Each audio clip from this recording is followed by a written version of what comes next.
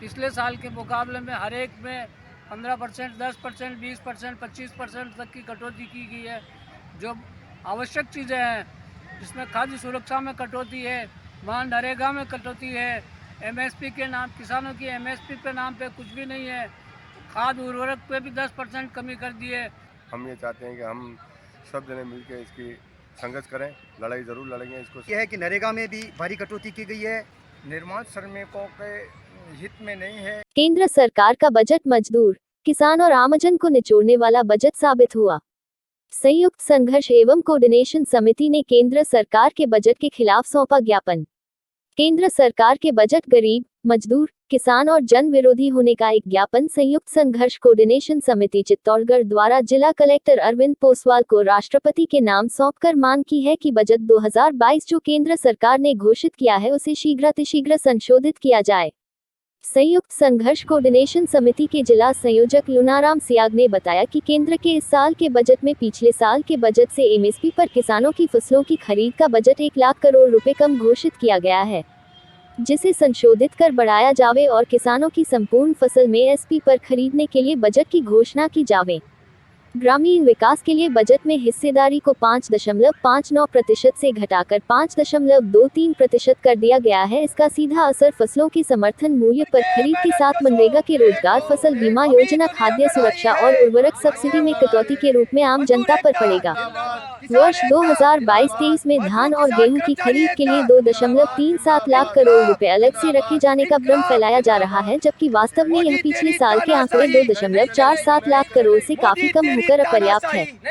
इससे लगभग 34 लाख किसान योजना से वंचित हो जाएंगे।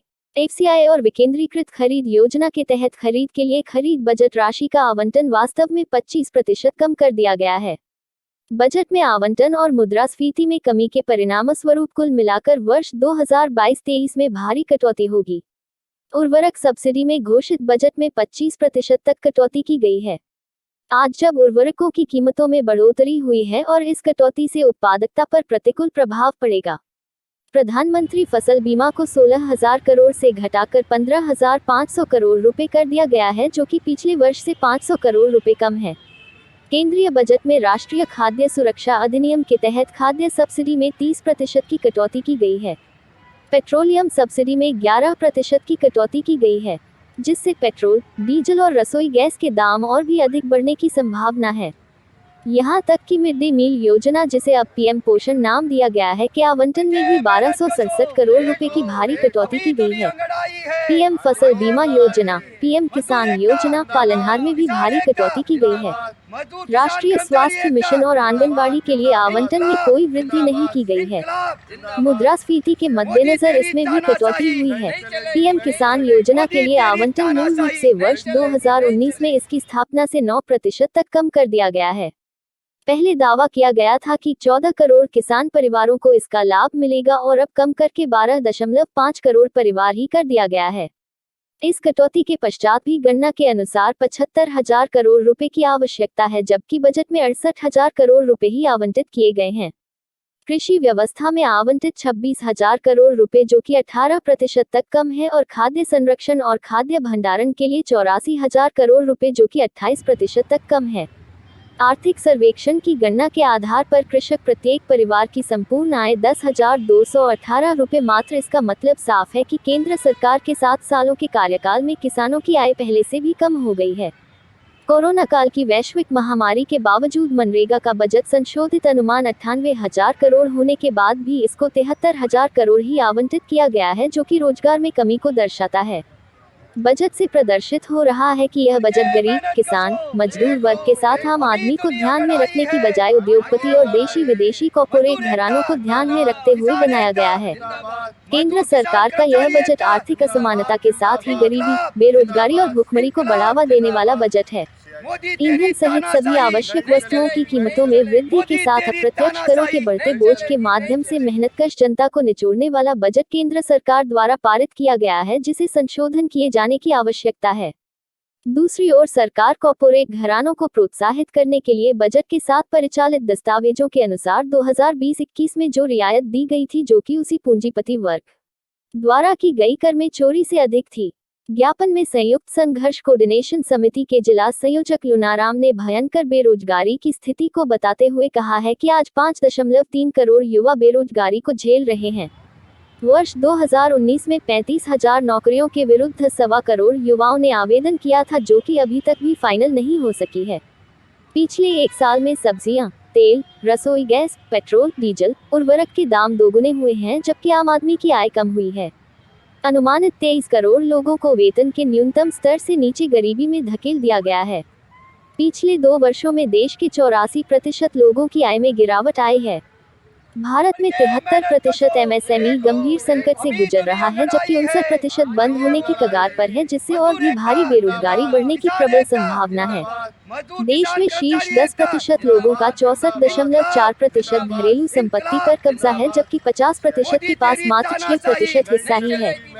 वास्तव में केंद्र सरकार का बजट गरीबों को निचोड़ने वाला और शीर्ष कॉर्पोरेट घरानों को लाभ पहुंचाने वाला है, जिसे जनहित में और देश हित में संशोधित किए जाने की आवश्यकता है। ज्ञापन सौंपते समय सीटू प्रदेश उपाध्यक्ष कालूराम सुथार, राजस्थान किसान सभा के जिला महासचिव प्रभात कुमार, अखिल भारतीय किसान महासभा के जिला संयोजक शांतिलाल त्रिवेदी, सीटू के चित्रमल, कालू खां, रतनलाल शर्मा आदि मौजूद थे। मैं रतनलाल शर्मा, जिला सचिव भारतीय कम्युनिस्ट पार्टी मार्क्सवादी, जिला कमेटी चित्तौड़गढ़। क्या ज्ञापन दिया है? ज्ञापन यह है कि भारत सरकार द्वारा जो बजट प्रस्तुत किया गया था, जिसमें आज 25 तारीख है, और कोऑर्डिनेशन कमेटी के नेतृत्व में आज हम लोगों ने जिला कलेक्टर के माध्यम से राष्ट्रपति के नाम ज्ञापन दिया है। क्या है विशेष? विशेष ये है कि जो ज्ञापन दिया है उसमें ये जो बजट जो है किसान विरोधी है, मजदूर विरोधी है, और इसमें किसानों के कौन से बजट की बात कर रहे हैं? केंद्र सरकार या केंद्र राज्य सरकार के बजट के बारे में। क्या है बजट में विशेष? बजट में यह है कि नरेगा में भी भारी कटौती की गई है, और मनरेगा में, और इसके अलावा मजदूरों के जो निर्माण मजदूर हैं, इसके अलावा जो अपने समस्त जो मजदूर हैं उनके जो बजट है उसमें कटौती की गई है, और किसान के लिए विशेष कर उसमें लगभग 250 करोड़ रुपए की कटौती की गई है। क्या मांग है? मांग ये है कि तमाम जो विसंगतियां हैं केंद्र सरकार उस विसंगतियों को दूर करें और किसानों के हित में बजट के लिए पुनः विचार करें, और जो कमी रह गई है उस के बारे में केंद्र सरकार सोचें। मैं शांतिलाल त्रिवेदी, जिला संयोजक अखिल भारतीय किसान महासभा। आज हमने महामहिम राष्ट्रपति जी के नाम केंद्र सरकार का जो वर्ष 2022 का जो बजट आया है 22-23 का, उसमें जो भयंकर कटौती की गई है किसानों की, मजदूरों के और आम जनता के हित के जो काम है उसमें काफ़ी कटौती करके जो बजट है उसमें पिछले साल के मुकाबले में हर एक में 15%, 10%, 20%, 25% तक की कटौती की गई है। जो आवश्यक चीज़ें हैं जिसमें खाद्य सुरक्षा में कटौती है, मनरेगा में कटौती है, एमएसपी के नाम, किसानों की एमएसपी के नाम पे कुछ भी नहीं है, खाद उर्वरक पे भी 10% कमी कर दी है। मैं कालू खान, सीमेंट मजदूर यूनियन लापाड़। केंद्र सरकार ने जो कटौती और नरेगा में इनमें कटौती की है, हम ये चाहते हैं कि हम सब जने मिलकर इसकी संघर्ष करें, लड़ाई ज़रूर लड़ेंगे इसको। मैं बेगू से चित्रमल रहकर असंगठित निर्माण कामगार यूनियन का अध्यक्ष हूँ। 22-23 का जो बजट दिया है वो निर्माण श्रमिकों के हित में नहीं है, इसके लिए मैं ज्ञापन देने आया।